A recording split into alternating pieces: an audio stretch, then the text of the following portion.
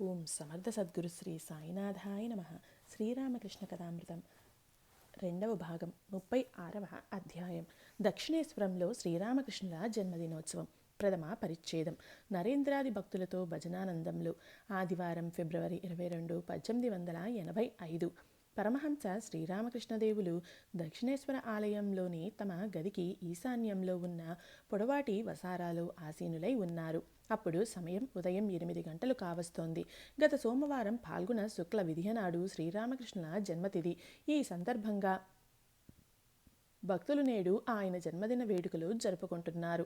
నరేంద్రుడు, రాఖాల్, బాబురామ్, భవనాథ్, సురేంద్ర, గిరీంద్ర, వినోద్, హాస్రా, రామ్లాల్, రామ్, నిత్యగోపాల్, మణి మల్లిక్, గిరీష్, సింధీకి చెందిన మహేంద్ర వైద్యుడు మొదలైన భక్తులు అక్కడ హాజరై ఉన్నారు. ఇంతలో మా వచ్చి శ్రీరామకృష్ణులకు సాష్టాంగ ప్రణామం చేశాడు. ఆయన అతన్ని కూర్చోమని సైగ చేశారు. నరోత్తం కీర్తనలు గానం చేస్తున్నాడు. గోపబాలురు కృష్ణుడితో సమావేశం అవడం గురించిన కీర్తనలు అవి. కీర్తనలు వింటూ శ్రీరామకృష్ణులు భావపరవశులు అవుతున్నారు. కృష్ణుడు గోవులను కాచేందుకు రావటంలో ఆలస్యం అవుతోంది. ఎవరో గోపబాలుడు యశోదాదేవి కృష్ణుణ్ణి రానివ్వటం లేదు అన్నాడు. బలరాముడు పట్టుదలగా నేను బాకా ఊది కృష్ణుణ్ణి రప్పిస్తాను అన్నాడు. కృష్ణుడి పట్ల బలరాముడిది మేరమీరిన ప్రేమ. గాయకుని పాట కొనసాగుతోంది. శ్రీకృష్ణుడు పిల్లన గురోవితో ఊదుతూ ఉన్నాడు. ఆ మధురనాదం వింటూనే గోపగోపికలు ఆనందం పట్టలేకపోయారు. శ్రీరామకృష్ణులు భక్తులతో పాటు కూర్చొని కీర్తనలు వింటున్నారు. ఉన్నట్టుండి ఆయన దృష్టి సమీపంలో కూర్చున్న నరేంద్రుని మీద పడింది. వెంటనే ఆయన లేచి నిలబడి సమాధి నిమగ్నులు అయినారు. నరేంద్రుడి మోకాల్ని తమ పాదంతో స్పృశిస్తూ నిలబడిపోయారు. కాసేపటికి బాహ్యస్పృహ కలిగాక మళ్ళీ కూర్చున్నారు. నరేంద్రుడు అక్కడ నుండి లేచి వెళ్ళిపోయాడు. కీర్తనలు కొనసాగాయి. శ్రీరామకృష్ణులు బాబురాంతో మెల్లగా గదిలో పాయసం ఉంది, వెళ్ళి నరేంద్రుడికి పెట్టు అన్నారు. శ్రీరామకృష్ణులు నరేంద్రుడు సాక్షాత్తు నారాయణ్ణి దర్శిస్తున్నారా? కీర్తనలు ముగిశాక ఆయన తమ గదిలోకి వచ్చి అమిత వాత్సల్యంతో నరేంద్రుడికి మిఠాయిలు తినిపించసాగారు. భగవంతుడే శ్రీరామకృష్ణుల రూపంలో అవతరించాడని గిరీష్ దృఢంగా విశ్వసిస్తాడు. గిరీష్ శ్రీరామకృష్ణులతో, మీరు చేసే పనులన్నీ శ్రీకృష్ణుడి లాంటివే. శ్రీకృష్ణుడు కూడా యశోద వద్ద ఎన్నో టక్కులు ఆడేవాడు. శ్రీరామకృష్ణులు, ఆ కృష్ణుడు అవతార పురుషుడు. భగవంతుడు మానవ రూపం దాల్చినప్పుడు అట్లే ప్రవర్తిస్తాడు. కృష్ణుడు గోవర్ధనగిరిని అవలీలగా ఎత్తివేశాడు. అయితే పీట మోసుకెళ్లటానికి కూడా ఎంతగానో శ్రమ పడుతున్నట్లు నందుణ్ణి నమ్మించాడు. గిరీష్, అర్థమైంది. మిమ్మల్ని ఇప్పుడు అర్థం చేసుకున్నాను. నూతన వస్త్రధారణ, సమాధి, భావపారవస్య స్థితిలో శ్రీరామకృష్ణులు చిన్న మంచం మీద కూర్చుని ఉన్నారు. సమయం ఉదయం 11 గంటలు అవుతోంది. రామ్ తదితర భక్తులు ఆయనకు కొత్త బట్టలు కట్టబెట్టాలని చూస్తున్నారు. అయితే ఆయన వద్దు అంటున్నారు. ఇంగ్లీష్ చదువులు చదువుకున్న ఒక వ్యక్తిని చూపుతూ అతడు ఏమనుకుంటాడో అన్నారు. భక్తులు బలవంతం చేయటంతో చివరకు మీరందరూ చెబుతున్నారు కాబట్టి వేసుకుంటానులే, తీసుకురండి అన్నారు. భక్తులు ఆయనకు గదిలోనే భోజనం సిద్ధం చేస్తున్నారు. కాసేపటి తర్వాత ఆయన నరేంద్రుడిని ఏదైనా పాట పాడమన్నారు. నరేంద్రుడు పాడసాగాడు. నరేంద్రుడు సమాధ్యాలయంలో ఉన్న ఏకాకిగా కూరుచుంటి వివరమ్మా నీవు మాత అని పాడగానే శ్రీరామకృష్ణులు బాహ్యస్పృహ కోల్పోయి సమాధి నిమగ్నులు అయ్యారు. చాలాసేపటి తర్వాత ఆయనకు బాహ్యస్పృహ కలిగింది. తర్వాత భక్తులతో కలిసి భోజనానికి కూర్చున్నారు. ఇంకా భావపారవస్యంలోనే ఉన్నారు. 2 చేతులతోనూ అన్నం తింటున్నారు. భవనాథ్తో, నువ్వు నాకు అన్నం తినిపించు అన్నారు. ఇంకా భావావస్థలో ఉండటం చేత ఆయన అన్నం స్వయంగా తమ చేత్తో తినలేకపోతున్నారు. భవనాథ్ ఆయనకు తినిపించసాగాడు. శ్రీరామకృష్ణులు చాలా తక్కువగా తిన్నారు. భోజనం తర్వాత రామ్ ఆయనతో, మీరు భోజనం చేసిన విస్తరిలోనే నిత్యగోపాల్ భోంచేస్తాడట అన్నాడు. శ్రీరామకృష్ణులు, ఏమిటి, నేను తిన్న విస్తరిలోనా? ఎందుకు? రామ్, ఏం, అందులో తప్పేముంది? నిత్యగోపాల్ కూడా భావావేశంలో ఉన్నాడు. శ్రీరామకృష్ణులు అతని నోట్లో 1-2 ముద్దలు పెట్టి తినిపించారు. కాసేపటికి కొన్నగర్ నుండి పడవలో భక్తులు దిగారు. వారు సంకీర్తన చేస్తూ శ్రీరామకృష్ణుల గదిలోకి వచ్చారు. సంకీర్తన అనంతరం ఉపాహారం చేయడానికి వారు బయటకు వెళ్లారు. గాయకుడు నరోత్తం గదిలోనే కూర్చొని ఉన్నాడు. నరోత్తం తదితర భక్తులతో శ్రీరామకృష్ణులు ఇలా అన్నారు. కొన్నగర్ భక్తుల పాటలు చప్పగా ఉన్నాయి. పాటలు ఎలా ఉండాలి అంటే పాడటం మొదలు పెట్టగానే అందరూ లేచి నిలబడి నాట్యం చేసేలా ఉండాలి. ఇలాంటి పాట పాడాలి. గౌరాంగుడి ప్రేమ వెల్లువలో నదియా యావత్తు కంపించిపోతోంది నరోత్తంతో. దానితో పాటు ఇది కూడా పాడాలి, ఇంకా ఇది కూడా పాడాలి. ద్వితీయ పరిచ్ఛేదం. భక్తులతో సంభాషణ. భక్తులు ప్రసాదం పుచ్చుకుంటున్నారు. మిఠాయి, అటుకుల వంటివి తిని సంతుష్టులవుతున్నారు. శ్రీరామకృష్ణులు మాతో ముఖర్జీలను పిలవలేదా? గాయకులకు భోజనం పెట్టమని సురేంద్రతో చెప్పు అన్నారు. ఇంతలో బిపిన్ సర్కార్ వచ్చాడు. భక్తులు ఈయన బిపిన్ సర్కార్ అంటూ ఆయన్ను శ్రీరామకృష్ణులకు పరిచయం చేశారు. శ్రీరామకృష్ణులు లేచి మళ్ళీ కూర్చున్నారు. ఈయనకు కూర్చోవడానికి ఆసనం వేయండి, తాంబూలం ఇవ్వండి అన్నారు. బిపిన్ సర్కార్తో వినమ్రంగా, మీతో ఎక్కువగా మాట్లాడలేకపోతున్నాను, ఇవాళ జనం ఎక్కువగా ఉన్నారు అన్నారు. గిరీంద్రను చూపిస్తూ శ్రీరామకృష్ణులు బాబూరాంతో ఈయనకు ఆసనం ఇవ్వు అన్నారు. నిత్యగోపాల్ నేల మీదనే కూర్చొని ఉండటం చూసి ఆయన ఇతడికి కూడా ఆసనం ఇవ్వు అన్నారు. సింధీకు చెందిన మహేంద్ర వైద్యుడు వచ్చాడు. శ్రీరామకృష్ణులు నవ్వుతూ సైగ చేస్తూ రాకాల్తో నీ చేయి అంటే నాడి చూపించుకో అన్నారు. తర్వాత నవ్వుతూ రామ్లాల్తో గిరీష్ ఘోష్తో స్నేహంగా ఉండు, అప్పుడప్పుడు థియేటర్కి వెళ్ళి నాటకాలు చూడవచ్చు అన్నారు. నరేంద్రుడు హాజ్రాతో వసారాలో చాలాసేపటి నుండి మాట్లాడుతున్నాడు. తండ్రి మరణించాక నరేంద్రుడు ఆర్థిక ఇబ్బందులను ఎదుర్కొంటున్నాడు. కాసేపటికి నరేంద్రుడు వచ్చి గదిలో కూర్చున్నాడు. నరేంద్రునికి వివిధ ఉపదేశాలు. శ్రీరామకృష్ణులు నరేంద్రుడితో, ఇందాక నువ్వు హాజరాతో ఏదో మాట్లాడుతూ ఉన్నట్లున్నావు. పాపం మీరిద్దరూ ఒకే రకమైన ఇబ్బందుల్లో ఉన్నారు. ఆ సామెత తెలుసుగా. నువ్వు పరాయి దేశంలో తిరుగులాడుతున్నావు, అతడు ప్రేయసిని ఎడబాసి ఉన్నాడు. హాజరాకు కూడా 1500 అవసరమై ఉంది. నవ్వులు. హాజ్రా ఇలా అంటాడు. నరేంద్రుడికి 100కి 100 పాళ్ల సత్వగుణం అలవడింది. అయితే కొద్దిగా రజోగుణం మిగిలి ఉంది. మరి నాకు విశుద్ధ సత్వం కలిగింది. 100కి 125 పాళ్ళు. అందరూ నవ్వారు. హాజ్రాతో నువ్వు కేవలం విచారణ చేస్తూ ఉంటావు, అందుచేతనే శుష్కించిపోయి ఉన్నావు అన్నాను. అందుకు అతడు, నేను సూర్యుడి సుధారసాన్ని గ్రోలుతున్నాను, అందుకే శుష్కించిపోయి ఉన్నాను అన్నాడు. శుద్ధభక్తి గురించి చెబుతూ, నేను శుద్ధభక్తుడు ధనం, ఐశ్వర్యం ఇత్యాదులు ఏవీ ఆకాంక్షించడు అన్నాను. అందుకు అతడు, భగవంతుని కృప వెల్లువలా ముంచుకొచ్చినప్పుడు గుంటలు, కాలువలు అన్నీ వాటంతటా అవే నిండిపోతాయి. శుద్ధభక్తి కలుగుతుంది, షడైశ్వర్యాలు కలుగుతాయి, పుష్కలంగా ధనం కూడా వచ్చి చేరుతుంది అన్నాడు. నరేంద్రుడు అఖండానికి చెందినవాడు. నేల మీద నరేంద్రుడు తదితర భక్తులు కూర్చొని ఉన్నారు. గిరీష్ కూడా వచ్చి వారితో పాటు కూర్చున్నాడు. శ్రీరామకృష్ణులు గిరీష్తో, నేను నరేంద్రుణ్ణి ఆత్మస్వరూపంగా భావిస్తాను. నేను అతడు చెప్పిన మాటను వింటాను. గిరీష్, మరి ఎవరి మాట మాత్రం వినరు? శ్రీరామకృష్ణులు నవ్వుతూ, అతడిది పురుషభావం, నాది ప్రకృతి భావం. నరేంద్రుడు అత్యున్నత స్థాయికి చెందినవాడు, అఖండానికి చెందినవాడు. గిరీష్ ధూమపానం నిమిత్తం బయటకు వెళ్ళాడు. శ్రీరామకృష్ణులు నరేంద్రుడు పాండిత్యం శాస్త్రం. నరేంద్రుడు శ్రీరామకృష్ణులతో, నేను గిరీష్ ఘోష్తో మాట్లాడాను, అతడు నిజంగానే గొప్ప వ్యక్తి. మీ గురించిన చర్చ వచ్చింది. శ్రీరామకృష్ణులు, ఏం చర్చించారు? నరేంద్రుడు, మీరు చదువు సంధ్యలు లేనివారు, మేమందరం పండితులం, ఈ ధోరణిలో మాట్లాడుకున్నాం. నవ్వులు. మణి మల్లిక్ శ్రీరామకృష్ణులతో, మీరు ఏమీ చదవకుండానే పండితులు. శ్రీరామకృష్ణులు నరేంద్రాదులతో, నేను నిజం చెబుతున్నాను, వేదాంతం మొదలైన శాస్త్రాలు ఏవీ చదవలేదని నాకు ఇసుమంతైనా బాధలేదు. వేదాంత సారం బ్రహ్మ సత్యం జగన్మిథ్య అని నాకు తెలుసు. ఇక గీతలోని సారం ఏమిటి? గీత అని 10 సార్లు ఉచ్చరిస్తే ఏమవుతుందో అది.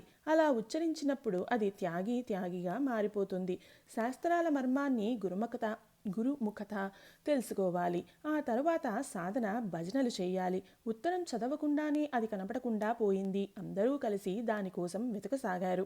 అది దొరికాక దానిలోని విషయం ఏమిటని చూశారు. అందులో 5 సేర్ల మిఠాయి, ఒక దోవతి పంపమని రాసుంది. అంతే. ఉత్తరాన్ని తీసి పక్కన పెట్టి వారు 5 సేర్ల మిఠాయి, దోవతిని సమకూర్చడంలో నిమగ్నమైపోయారు. ఈ విధంగా శాస్త్రాల మర్మాన్ని తెలుసుకున్న పిదప మరి పుస్తకాలు చదవవలసిన అగత్యం ఏమిటి? ప్రస్తుతం చేయవలసింది సాధన భజనలే. ఇంతలో గిరీష్ గదిలోకి వచ్చాడు. శ్రీరామకృష్ణులు గిరీష్తో, ఏమయ్యా, మీరందరూ నా గురించి ఏదో మాట్లాడుకుంటున్నారట. నేను ఎప్పుడూ తింటూ తాగుతూ ఉంటాననేనా, లేక వేరేమైనా ఉందా? గిరీష్, మీ గురించి మేమేం మాట్లాడేది? మీరు సాధువులా ఏమిటి? శ్రీరామకృష్ణులు, నేను సాధువును కాదు, గీధువును కాదు. నిజంగానే నేను సాధువునన్న ఎరుకే లేదు. గిరీష్, హాస్యాలాడడంలో కూడా నేను మీకు సాటిరాను. శ్రీరామకృష్ణులు, ఒకసారి నేను ఎర్ర అంచు దోవతి ధరించి జయగోపాల్ సేన్ ఉద్యాన గృహానికి వెళ్ళాను.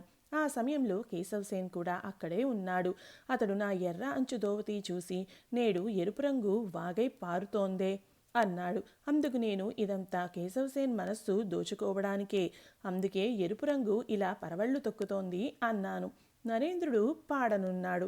శ్రీరామకృష్ణులు మాను గోడకు తగిలించిన తంబూరా తీసి నరేంద్రుడికి ఇవ్వమన్నారు. నరేంద్రుడు చాలాసేపటి వరకు తంబూరా శృతి చేయడంలోనే నిమగ్నమయ్యాడు. శ్రీరామకృష్ణులతో పాటు తక్కిన వారందరికీ కూడా అది విసుగు పుట్టించింది. వినోద్ ఇలా అన్నాడు, అతడు ఇవాళ శృతులు సరిచేస్తాడు, ఎప్పుడైనా మరో రోజు పాడతాడు. నవ్వులు. శ్రీరామకృష్ణులు నవ్వుతూ ఇలా అన్నారు, తంబూరాను ముక్కలు చెక్కలుగా పగలగొడదామనిపిస్తోంది. ఏమిటి ఈ టంగ్ టంగ్ ధ్వని? పిదప తానా నానా తేరే నుమ్ అంటాడు భవనాథ్. సంగీత కచేరీ మొదలుపెట్టడానికి ముందు వారు ఇలాగే విసుగు పుట్టిస్తారు.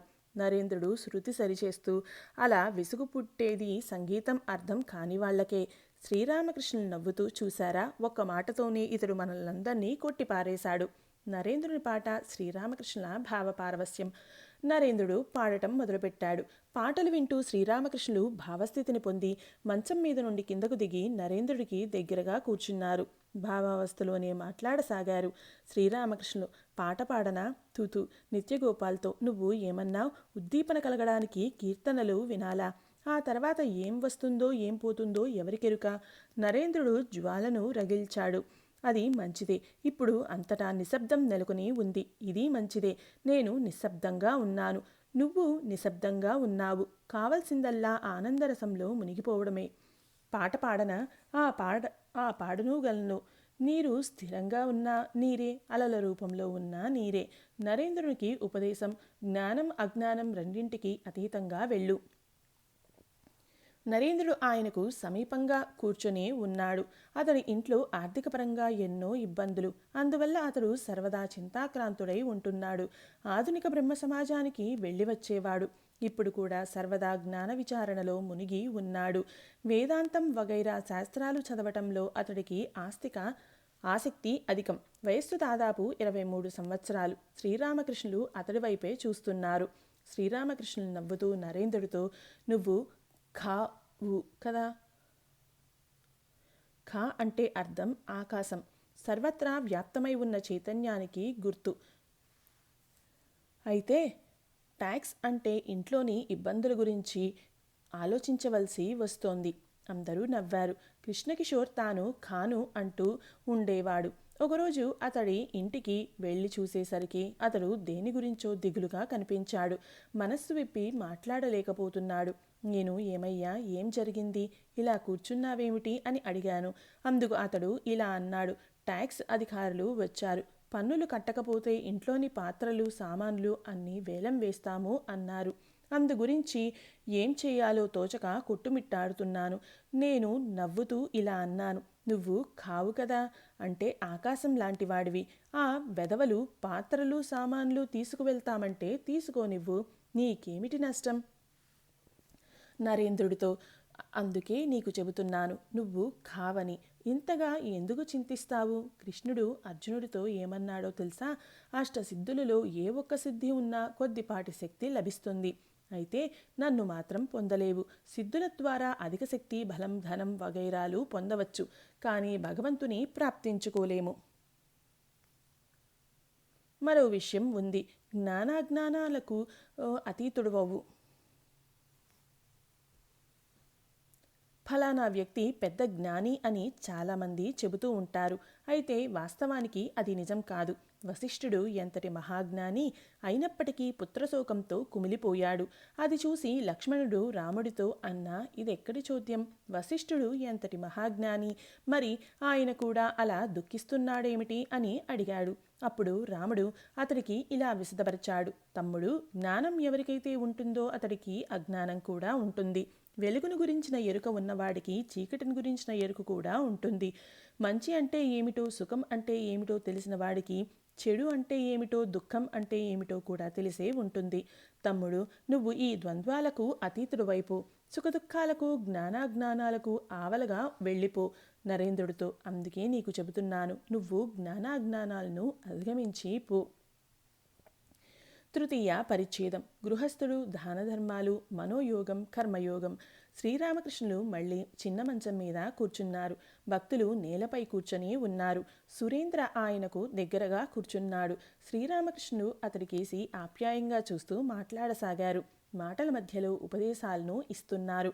శ్రీరామకృష్ణులు సురేంద్రుడితో, అప్పుడప్పుడు వస్తూ ఉండు, చెంబును రోజు తోముతూ ఉండాలి, లేకుంటే అది మకిలి పట్టిపోతుంది అని నాంగ్టా అనేవాడు. సాధు సాంగత్యం సర్వదా అవసరం. కామినీ కాంచనాల త్యాగం సన్యాసులకై ఉద్దేశింపబడినది. మీకు ఉద్దేశింపబడింది అది కాదు. మీరు మధ్య మధ్యలో ఏకాంతంలోకి పోయి భగవంతుణ్ణి వ్యాకుల చిత్తంతో ప్రార్థించాలి. మీరు మానసికంగా పరిత్యజించాలి. భక్తుడు వీరస్వభావం లేనివాడైతే భగవంతుడు సంసారం రెండింటి పట్ల మనస్సును నిలుపజాలడు. జనక మహారాజు సాధన భజనలు చేసిన పిదప సిద్ధుడై సంసార జీవితం గడిపాడు. అతడు జ్ఞానం, కర్మ అనే 2 కత్తులతో సాము చేశాడు. ఇలా పలికిన పిదప శ్రీరామకృష్ణులు పాడసాగారు. శ్రీరామకృష్ణులు, చైతన్యదేవులు చెప్పినట్లు మీకు జీవుల పట్ల దయ, భక్తుల సేవ, నామ సంకీర్తనలు ఆచరణీయములు. సురేంద్రుడితో, నీకు ఈ విషయాలన్నీ ఎందుకు చెబుతున్నానో తెలుసా? నువ్వు ఒక వాణిజ్య కార్యాలయంలో పనిచేస్తున్నావు. నువ్వు ఎన్నో పనులు చేయవలసి ఉంటుంది. అందుకే నీకు ఈ విషయాలన్నీ చెబుతున్నాను. నువ్వు ఆఫీసులో అబద్ధాలు చెబుతూ ఉంటావు. అలాంటప్పుడు నువ్వు సమర్పించే ఆహారాన్ని నేను ఎందుకు తింటానో తెలుసా? నువ్వు దానధర్మాలు చేస్తూ ఉంటావు కాబట్టి. నువ్వు సంపాదించే దానికంటే ఎక్కువగానే దానం చేస్తూ ఉంటావు. పుచ్చకాయ విత్తనం కాయ కంటే పెద్దదిగా ఉంటుంది. నేను పిసినారులు సమర్పించిన వాటిని తినలేను. వారి సొమ్ము వ్యాజ్యాలలోనూ, దొంగల పాలవ్వడంలోనూ, వైద్యం నిమిత్తం అయ్యే ఖర్చుకుగాను, ఇలా పలు రకాలుగా వ్యర్థమై చివరకు తప్పుదారి పట్టిన పిల్లలు ఉన్న డబ్బంతా ఊడ్చివేస్తారు. పిసినారులు వ్యవహారం ఇలాగే సాగుతుంది. నువ్వు దానధర్మాలు చేస్తున్నావు, అది చాలా మంచి పని. డబ్బున్నవాడు దానం చెయ్యాలి. పిసినారుల డబ్బు హరించుకుపోతుంది. అయితే దానం చేసేవాడి ధనం సంరక్షింపబడుతోంది, సత్కార్యాలకు వినియోగింపబడుతోంది. కామార్పుకూరులో రైతులు కాలువలు తవ్వి పొలంలో నీటిని పారిస్తారు. ఒక్కోసారి కాలువలో నీటి ప్రవాహం ఎంత ఉధృతంగా ఉంటుంది అంటే ఆ తాకిడికి పొలం గట్లు కొట్టుకుపోయి పంట నాశనమైపోతోంది. అందుకే రైతులు గట్లకు అక్కడక్కడ రంధ్రాలు పెడతారు. నీరు కొద్దిగా ఈ రంధ్రాల నుండి బయటకు పారుతూ ఉంటుంది. అందువల్ల నీటి తాకిడికి గట్టు తెగిపోయే ప్రమాదం ఉండదు. పైగా పొలంలోని మట్టి మెత్తగా తయారవుతుంది. దీనితో భూమి సారవంతం అవుతుంది. అధిక దిగుబడి లభిస్తుంది. దాన ధర్మాలు చేసేవాడు ఎంతో ఫలాన్ని ప్రాప్తించుకుంటాడు. 4 పురుషార్థాలను సాధించుకుంటాడు. దాన ధర్మాలకు సంబంధించిన ఈ ఉపదేశాలను భక్తులు అమిత శ్రద్ధతో వింటూ ఉన్నారు. సురేంద్రుడు, నేను ధ్యానం బాగా చేయలేకపోతున్నాను. మధ్య మధ్యలో అమ్మా అమ్మా అంటూ ఉంటాను. నిద్రపోయే ముందు అమ్మా అమ్మా అంటూ నిద్రపోతాను. శ్రీరామకృష్ణులు, అది చాలు. స్మరణ మననాలైతే ఉన్నాయి కదా. మనోయోగం, కర్మయోగం అని 2 రకాల యోగాలు ఉన్నాయి. పూజ, తీర్థయాత్ర, జీవసేవ మొదలైన కర్మలు గురువు ఉపదేశాన్ని అనుసరించి చేయటాన్ని కర్మయోగం అంటారు. జనక మహారాజు అనుష్ఠించిన కర్మలను కూడా కర్మయోగం అంటారు. యోగులు చేసే స్మరణ మననాలను మనోయోగం అంటారు. కాళికాలయానికి వెళ్ళి కొన్ని సందర్భాలలో ఇలా అనుకుంటాను, అమ్మ, మనస్సు కూడా నువ్వే కదా. అందుచేతనే శుద్ధ మనస్సు, శుద్ధ బుద్ధి, శుద్ధ ఆత్మ అన్నీ ఒక్కటే. సాయంకాలం కాబోతోంది. పలువురు భక్తులు శ్రీరామకృష్ణులకు ప్రణామం చేసి ఇళ్లకు తిరిగి వెళ్తున్నారు. శ్రీరామకృష్ణులు పడమటి మొగసాలలోకి వెళ్లారు. వెంట భవనాథ్ మాలు ఉన్నారు. శ్రీరామకృష్ణులు భవనాథ్తో, ఎందుకు ఇక్కడకు తరచూ రావడం లేదు? భవనాథ్ నవ్వుతూ, అయ్యా, నేను 2 వారాలకు ఒకసారి మిమ్మల్ని దర్శిస్తూ ఉన్నాను. ఆ రోజు మిమ్మల్ని వీధిలో చూశాను. అందువల్ల మళ్ళీ ఇక్కడకు రాలేదు. శ్రీరామకృష్ణుడు, అదేమిటి, కేవలం దర్శనంతోటే ఒరిగేది ఏముంది? స్పర్శనం, సంభాషించటం ఇవన్నీ కూడా కావాలి. చతుర్థ పరిచ్ఛేదం. గిరీశ్ ప్రభృత భక్తులతో ప్రేమోన్మత్తతలో శ్రీరామకృష్ణులు. సంధ్యాకాలం అయింది. ఆలయాలలో హారతి ఘంటానాదాలు వినవస్తున్నాయి. 6 లేక 7 రోజుల్లో వచ్చే పూర్ణిమ నాడు హోలీ పండుగ. ఆలయ శిఖరాలు, ప్రాంగణం, ఉద్యానవనం, వృక్షాగ్రాలు వెన్నెలలో మనోహర రూపాలను సంతరించుకొని ఉన్నవి. ఈ సమయంలో గంగానది ఉత్తరాభిముఖంగా ప్రవహిస్తోంది. శ్రీరామకృష్ణులు తమ గదిలో జగన్మాత ధ్యానంలో నిమగ్నులై ఉన్నారు. ఇంకా ఒకరిద్దరు భక్తులు అక్కడే ఉన్నారు. నరేంద్రుడు ముందుగానే వెళ్ళిపోయాడు.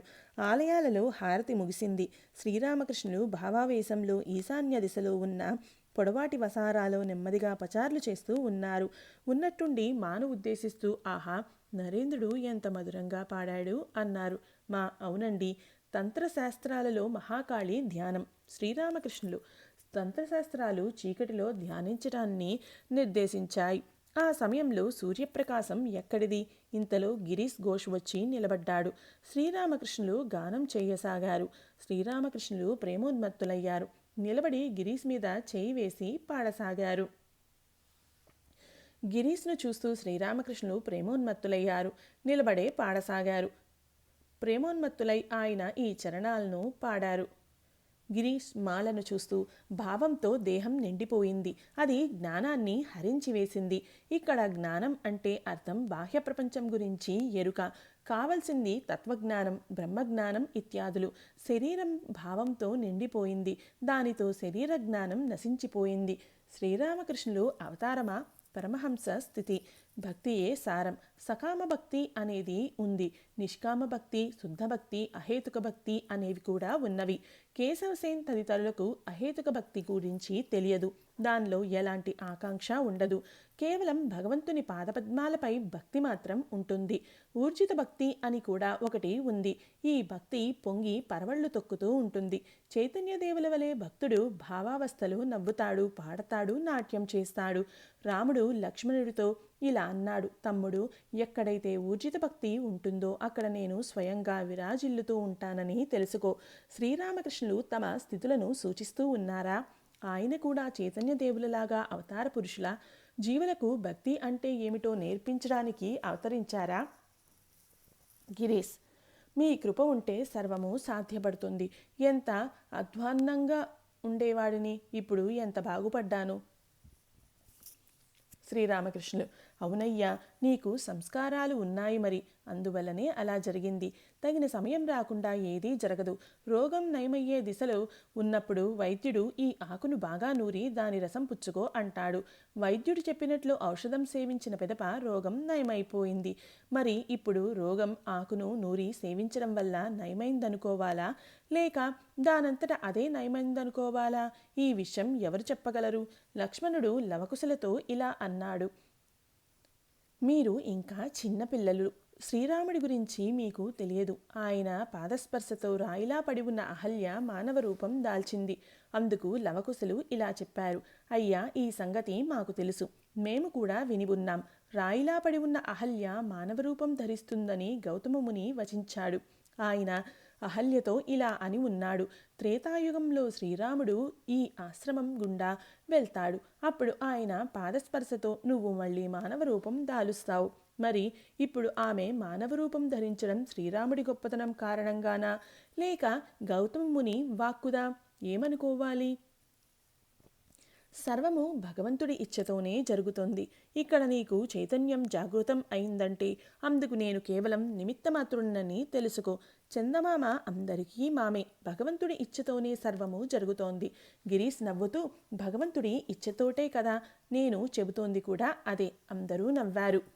శ్రీరామకృష్ణులు గిరీష్తో, సరళ నిష్కపట స్వభావం ఉంటే సత్వరంగానే భగవంతుణ్ణి పొందవచ్చు. ఇటువంటి వ్యక్తులకు జ్ఞానం ప్రాప్తించదు. 1 కల్లాకపటంతో నిండి ఉన్న కుటిల మనస్కులు, 2 మడి మైల అంటూ పట్టుకుని వేళ్లాడేవాళ్ళు, 3 సంశయాత్మలు.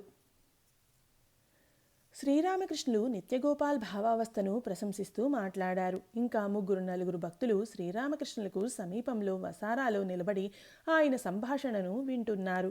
ఆయన ప్రస్తుతం పరమహంస స్థితిని వర్ణిస్తున్నారు.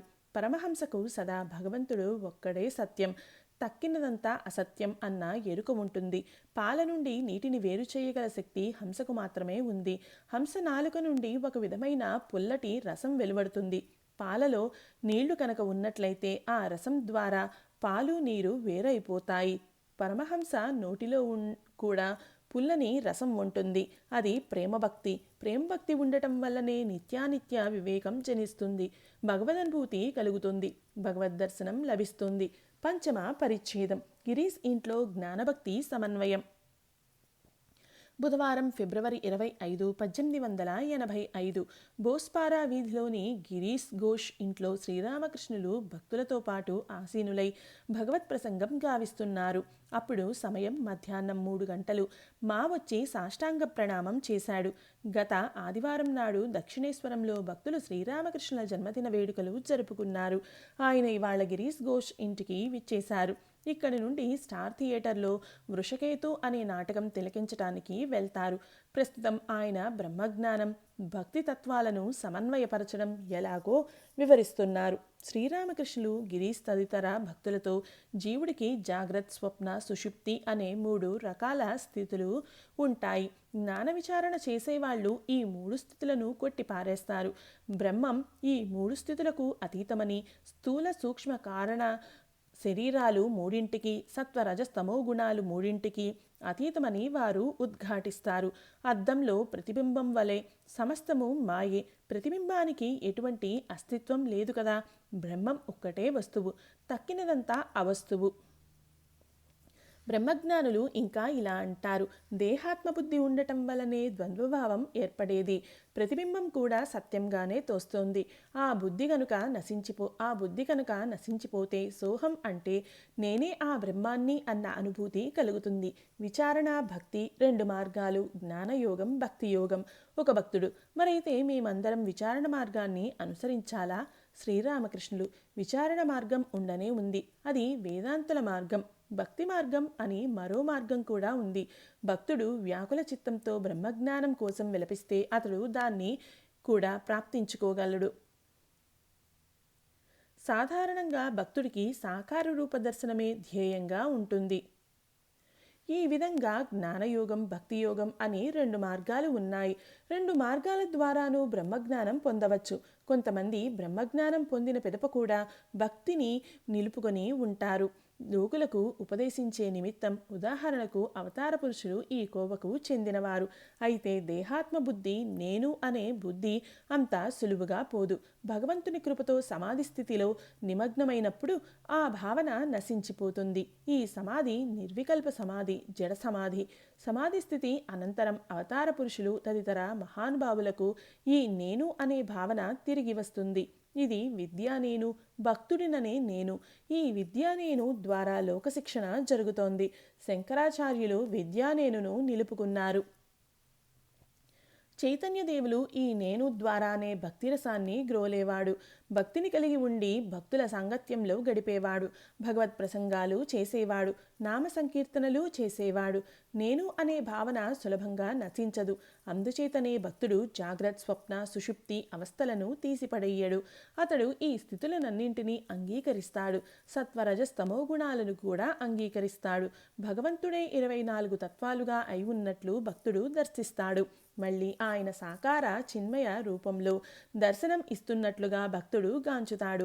భక్తుడు విద్యామాయను ఆశ్రయిస్తాడు. సాధు సాంగత్యం, తీర్థయాత్రలు చేయడం, జ్ఞానం, భక్తి, వైరాగ్యం వీటన్నిటినీ ఆశ్రయించుకుంటాడు. భక్తుడు ఇలా అంటాడు: ఈ నేను అనేది సులువుగా నశించదు కాబట్టి ఈ వెధవను దాసుడిగా ఉండనివ్వు, భక్తుడిగా ఉండనివ్వు. భక్తుడు కూడా ఏకత్వ జ్ఞానాన్ని పొందుతాడు. అతడు భగవంతుడు తప్ప అన్యమైనది ఏదీ లేదని గాంచుతాడు. అతడు ఇదంతా స్వప్నం లాంటిది అని పలుకడు. అందుకు మారుగా భగవంతుడే ఇవన్నిటినీ ఇవన్నిటిగా అయి ఉన్నాడు అంటాడు. మైనపు తోటలోని వస్తువులన్నీ మైనంతో చేసినవే, అయితే రూపాలు అనేకం. అయితే పరిపక్వ భక్తి కలిగినప్పుడు మాత్రమే అటువంటి బోధ జనిస్తుంది. అధికంగా పిత్తం చేరినప్పుడు పచ్చకామెర్ల రోగం దాపురిస్తుంది. అప్పుడు అంతా పచ్చగానే అగుపిస్తుంది. రాధాదేవి కృష్ణుడి గురించిన చింతన చేసి చేసి సమస్తము కృష్ణమయంగా దర్శించింది. ఆఖరికి తాను కూడా కృష్ణుడే అన్న బోధ కలిగింది ఆమెకు. పాదరసపు కొలంలో చాలా రోజుల పాటు సీసాన్ని ఉంచినట్లయితే అది కూడా పాదరసంగా మారిపోతుంది. కుమ్మరి పురుగును గురించి ఆలోచన చేసి చేసి బొద్దింక నిశ్చలంగా అయిపోతుంది. కదలిక ఉండదు. చివరకు అది కుమ్మరి పురుగుగానే మారిపోతుంది.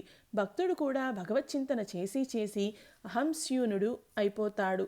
భగవంతుడే నేను, నేనే భగవంతుడిగా అనుభూతి పొందుతాడు. బొద్దింక కుమ్మరి పురుగుగా అయిపోయినప్పుడు సర్వము సిద్ధించినట్లే. తక్షణమే ముక్తి. భగవంతుడు ఈ నేను అనే భావన ఉంచినంత వరకు ఒకే భావాన్ని ఆశ్రయించి ఆయన్ను ప్రార్థించాలి. ఈ భావాలు శాంత, దాస్య, వాత్సల్య మొదలైనవి. నేను దాసీభావంలో బ్రహ్మమయీ దాసిగా ఒక ఏడాది పాటు ఉన్నాను. స్త్రీల వలె దుస్తులు మొదలైనవి ధరించేవాడిని. ముక్కు పుడకను కూడా పెట్టుకునేవాడిని. స్త్రీభావంలో ఉండటం ద్వారా కామాన్ని జయించవచ్చు. ఆ ఆద్యాశక్తిని పూజించాలి. ఆమెను ప్రసన్నం చేసుకోవాలి. స్త్రీ రూపాలన్నీ ఆమె ధరించి ఉంది. అందుకనే నాది మాతృభావం. మాతృభావం అతి శుద్ధమైన భావం. తంత్రశాస్త్రాలలో వామాచారం గురించిన ప్రస్తావన కూడా ఉంది. అయితే అది మంచిది కాదు. భోగం ఉంచుకుంటేనే భయం ఉంటుంది సుమా. మాతృభావం నిర్జల ఏకాదశి ఉపవాసం లాంటిది. ఈ భావంలో ఎటువంటి భోగవాసన కూడా ఉండదు. కొంతమంది పళ్ళు కాయలు తిని ఏకాదశిని పాటిస్తారు. మరికొందరు పూరి బంగాళదుంప కూర తింటూ ఏకాదశిని పాటిస్తారు. నేను పాటించేది నిర్జల ఏకాదశి. నేను మాతృభావంతో షోడశి అనగా 16 సంవత్సరాల కన్యని పూజించాను. స్థనాన్ని మాతృస్థనంగా, యోనిని మాతృయోనిగా దర్శించాను. ఈ మాతృభావం అనేది సాధనలో తుది మాట. నువ్వు అమ్మవు, నేను నీ బిడ్డను. ఇదే తుది పలుకు. సన్యాసులకు, గృహస్థులకు నియమాలు. సన్యాసి జీవితం నిర్జల ఏకాదశి లాంటిది. సన్యాసి భోగాలకు అంటిపెట్టుకొని ఉంటే అది భయహేతువే సుమా. కామినీ కాంచనాలు భోగాలు. సన్యాసి భోగాలను అనుభవిస్తే ఉమ్మివేసి మళ్ళీ దాన్ని మింగటం లాంటిది. డబ్బు దశకం, కీర్తి ప్రతిష్టలు, ఇంద్రియ సుఖాలు ఇవన్నీ భోగాలు. సన్యాసి భక్తురాండ్రతో కలిసి కూర్చోవడం లేక సంభాషించటం కూడా మంచిది కాదు. అలా చేయడం అతడికి హానికరం. ఇతరులకు కూడా హాని కలిగిస్తుంది. పరులకు ఉపదేశం ఒనగోరదు. లోకశిక్షణ సాధ్యపడదు. సన్యాసి దేహధారణ లోకశిక్షణ నిమిత్తమే. స్త్రీలతో పాటు కూర్చోవడం లేక ఎక్కువసేపు వారితో సంభాషించడం కూడా ఒక రకంగా రమించడంగానే పరిగణకు వస్తుంది. రమించడం 8 రకాలుగా ఉంటుంది. స్మరణం, కీర్తనం, కేలిహి, ప్రేక్షణం, గుహ్య భాషణం, సంకల్పే ధ్యవసాయశ్చ క్రియానిష్పత్తిరేవచ ఏతత్ మైథునమష్టాంగం. స్త్రీ యొక్క సంభాషణను వింటూ అందులో ఆనందం పొందడం ఒక విధమైన సంభోగం. స్త్రీల గురించి మాట్లాడటం మరో రకమైన సంభోగం. ఒంటరిగా స్త్రీతో గుసగుసలాడటం 3వ రకం. స్త్రీలకు చెందిన వస్తువును దగ్గర ఉంచుకొని ఆనందం పొందటం 4వ రకం. స్పృశించటం 5వ రకం. అందుకనే గురుపత్ని యువతి అయిన పక్షంలో సన్యాసి ఆమె పాదాలను స్పృశించరాదు. సన్యాసికి ఇవన్నీ నియమాలు. సంసారుల సంగతి వేరు. ఒకరిద్దరు పిల్లలు పుట్టాక భార్యాభర్తలు అన్నా చెల్లెళ్ల వలె మెలగాలి. వారికి తక్కిన 7 రకాల మైదానాలలో అంతగా దోషం ఏమీ ఉండదు. గృహస్థకు దేవరుణం, పితృణం, ఋషి రుణం అనే రుణాలు ఉంటాయి. వీటికి తోడు స్త్రీ రుణం కూడా ఉంటుంది. ఆమెను ఒకరిద్దరు పిల్లలకు తల్లిని చెయ్యాలి. యోగ్యురాలు అయిన పక్షంలో ఆమెను పోషించాలి. ఎవరు మంచి భార్యో ఎవరు కాదో సంసారులు తెలుసుకోవాలి. ఎవరు విద్యాశక్తి, ఎవరు అవిద్యాశక్తి అన్న విషయం వారికి ఎరుకలోకి రాదు. ఉత్తమురాలైన భార్య విద్యాశక్తిగా పనిచేస్తుంది. ఆమెలో కామక్రోధాదులు స్వల్పంగా ఉంటాయి. తక్కువగా నిద్రిస్తుంది. తన పక్క నుంచి భర్త తలను ఆమె దూరంగా తోసివేస్తోంది. విద్యాశక్తి అయిన స్త్రీ స్నేహం, దయ, భక్తి, లజ్జ మొదలైన సుగుణాలను కలిగి ఉంటుంది. ఆమె అందరినీ వాత్సల్య భావంతో సేవిస్తుంది. భర్తకు భగవంతుని పట్ల భక్తి ఇనుమడించేలా సహాయపడుతుంది. భర్త ఎక్కువగా శ్రమపడవలసి వస్తుందని, తత్కారణంగా భగవచ్చింతనకు తీరిక లభించదనే ఉద్దేశంతో అటువంటి స్త్రీ ఎక్కువగా ఖర్చు చేయదు. మగ లక్షణాలు కలిగిన స్త్రీలు కొందరు ఉంటారు. వారు అవలక్షణాలు కలిగి ఉంటారు. మెల్లకన్ను, గుంటలు పడ్డ కళ్ళు, పిల్లి కళ్ళు, దూడలకు ఉన్నటువంటి దవడలు, పావురాయి రొమ్ములు. తరించడానికి మార్గం 5 రకాల సమాధి స్థితులు. గిరీష్, మేము తరించటానికి మార్గం ఏమిటి? శ్రీరామకృష్ణులు: భక్తే సారం. అణుకువ కలిగి ఉంటాడు.